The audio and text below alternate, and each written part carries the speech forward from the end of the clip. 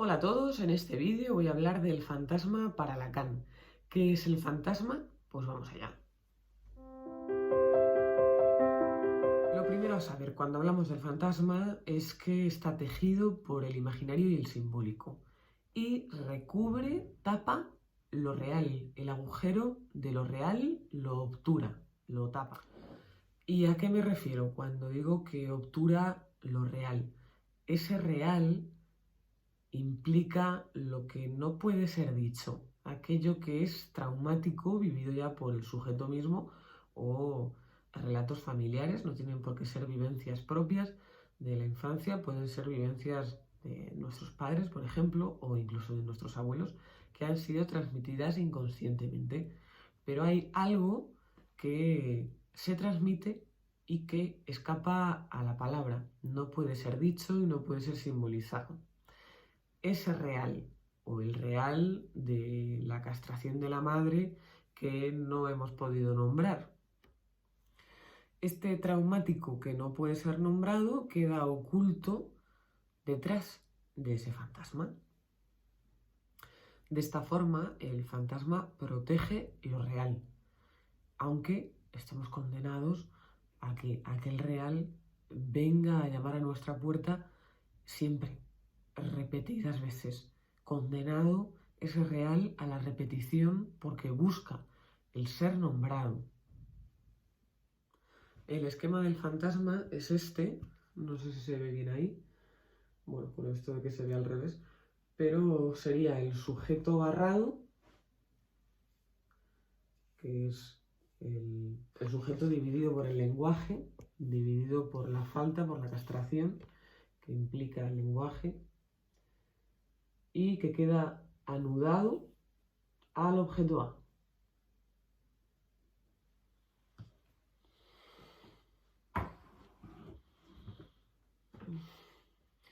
El objeto A en tanto que objeto perdido que vamos a intentar recuperar a través del objeto A imaginario para intentar tapar esa falta, para intentar tapar esa pérdida del objeto causa de deseo, de ese objeto A.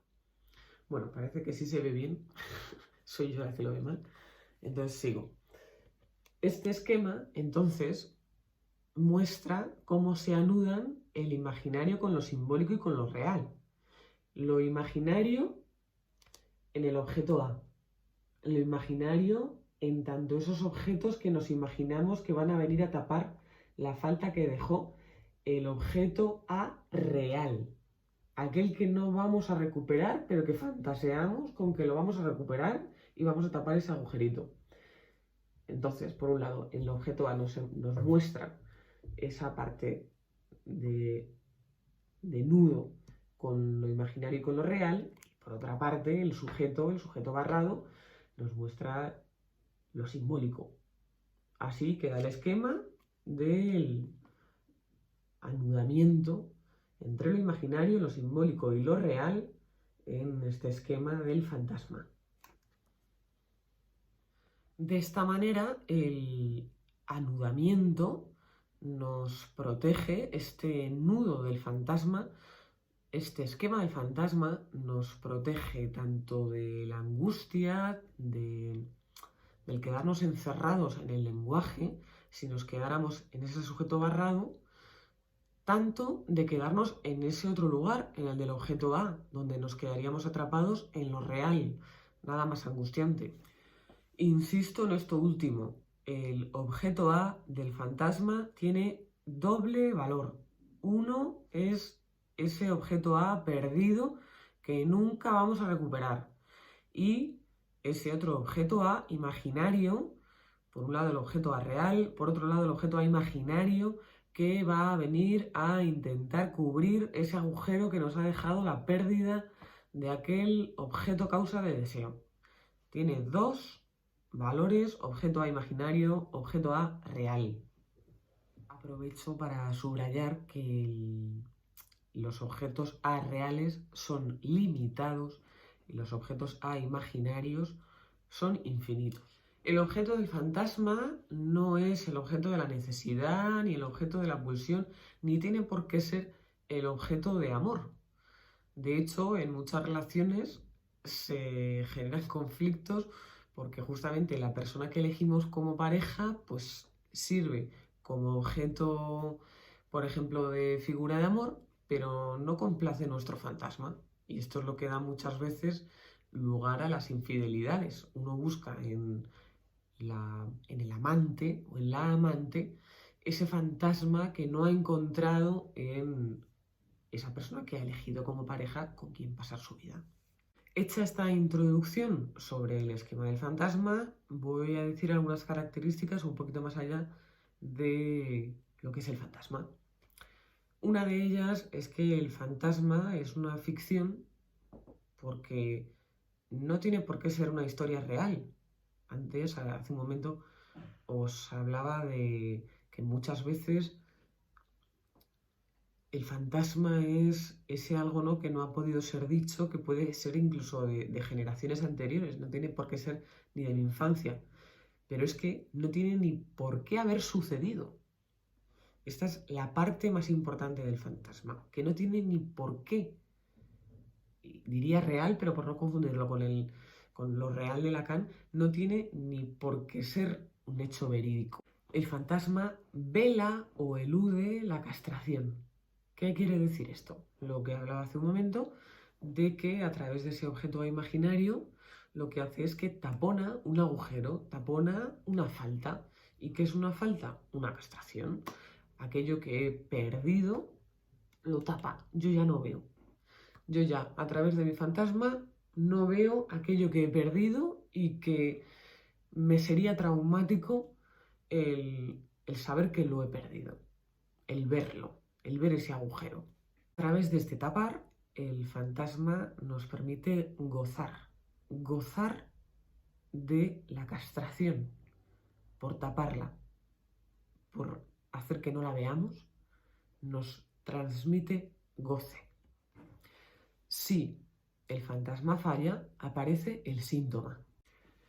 Hablábamos de goce, pues el goce siempre es mortífero. Así que el fantasma no invita al movimiento, no invita a la vida. Al revés, invita a la quietud. Es como una especie de zona de confort de la cual no invita a salir. Por tanto, podemos quedarnos atrapados en nuestro fantasma. El fetiche es al perverso lo que al neurótico el fantasma. Lo que hace posible la masturbación es el fantasma. Sin fantasma, aquello no sería más que real.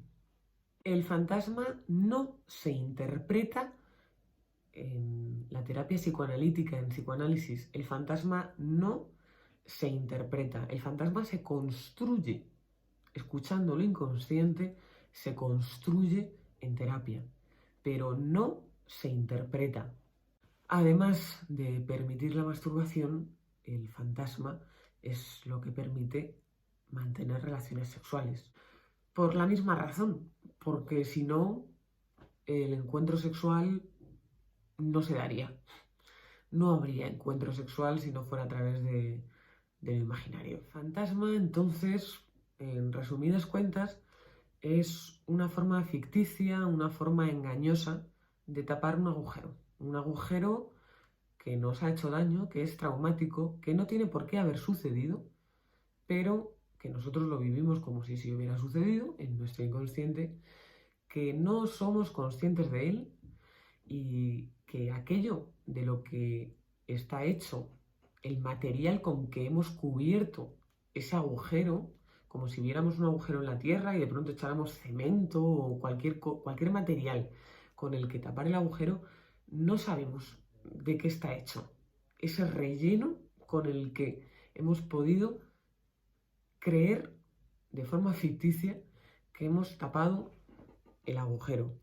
Y ese agujero que hemos tapado está hecho de lo real, de lo que no podemos nombrar, de lo que no podemos decir. Por tanto, el fantasma nos protege de la angustia que nos generaría el no poder tapar, aunque sea de forma ficticia, pero nos sirve para taponar lo que si no estuviera tapado, no sabemos bajo qué forma volvería, bajo qué síntoma se tornaría.